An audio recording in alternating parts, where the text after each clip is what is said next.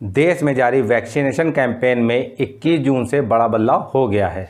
18 साल के ऊपर के सभी लोगों को देश भर में फ्री वैक्सीन लगाई जाएगी। माननीय पीएम नरेंद्र मोदी ने 7 जून को इसका ऐलान किया था। हेल्थ मिनिस्ट्री ने भी इसको लेकर गाइडलाइन जारी की है। वैक्सीन के बारे में, वैक्सीन कैसे लगेगी, कैसे रजिस्ट्रेशन होगा इत्यादि की संपूर्ण जानकारी के लिए वीडियो को अंत तक जरूर देखिए।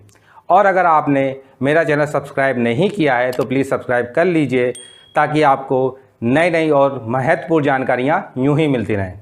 दोस्तों अब वीडियो शुरू करते हैं। दोस्तों हमारे देश में कोरोना वायरस की वैक्सीन को लेकर बहुत सी भ्रांतियाँ व्याप्त हैं। हमारे देश में 3 प्रकार की वैक्सीन उपलब्ध हैं, कोविशील्ड, कोवैक्सीन, स्पुतनिक वी, जिसमें से कोविशील्ड और कोवैक्सीन भारत द्वारा बनाई जा रही है और स्पुतनिक वी रूस द्वारा बनाई गई है। सबसे पहले हम आपको कोविशील्ड के बारे में पूरी जानकारी देंगे।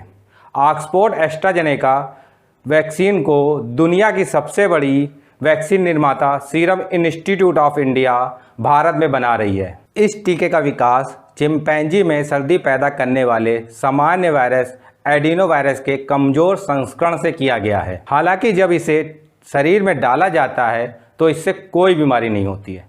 इसे जब टीके के रूप में लगाया जाता है तो ये शरीर को एंटीबॉडी बनाने के लिए प्रेरित करती है और जब कोरोना वायरस का संक्रमण होता है तो एंटीबॉडी को हमले के लिए उकसाती है। 4 से 12 हफ्तों के अंतराल में इसके 2 डोज लोगों को दिए जाते हैं। पहली और दूसरी डोज के बीच में लंबा अंतराल रखने से इसका असर बढ़ जाता है। पहली एक डोज देने के बाद इस टीके को 70% तक प्रभावी पाया गया है।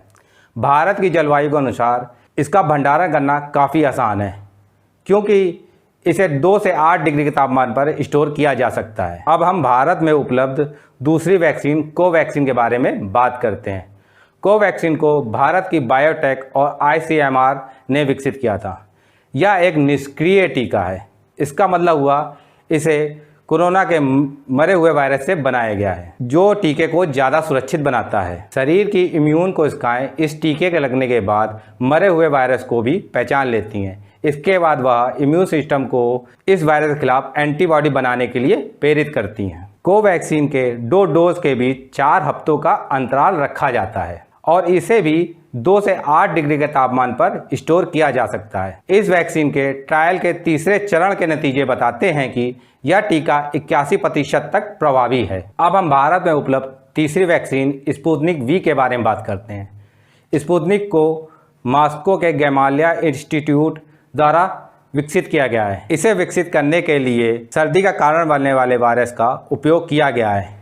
इस वायरस का उपयोग कोरोना वायरस के छोटे अंश को शरीर में डालने के लिए वाहक के रूप में किया गया है और इसमें ऐसे बदलाव किए गए हैं कि जब ये शरीर में जाता है तो लोगों को नुकसान ना पहुंचा सके। कोरोना के जेनेटिक कोड का अंश जब शरीर में जाता है तो इम्यून सिस्टम कोरोना वायरस को पहचान कर उसके खिलाफ लड़ना सीख जाता है। टीका लगने के बाद शरीर कोरोना वायरस के अनुरूप एंटीबॉडी का उत्पादन करना शुरू कर देता है। कोरोना की दूसरी वैक्सीन के तरह स्पुतनिक वी पहली और दूसरी डोज के लिए अलग अलग संस्करण का उपयोग करता है। दूसरी डोज पहली डोज के 21 दिन के बाद लगाई जाती है। नए नियम के अनुसार 18 साल के ऊपर के सभी लोगों को फ्री वैक्सीन लगाई जाएगी।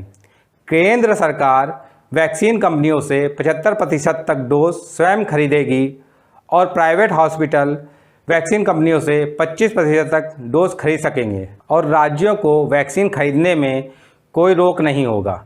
नए नियम के तहत अगर आप सरकारी वैक्सीनेशन सेंटर में वैक्सीन लगवाने जाते हैं तो आपको कोई शुल्क नहीं देना होगा।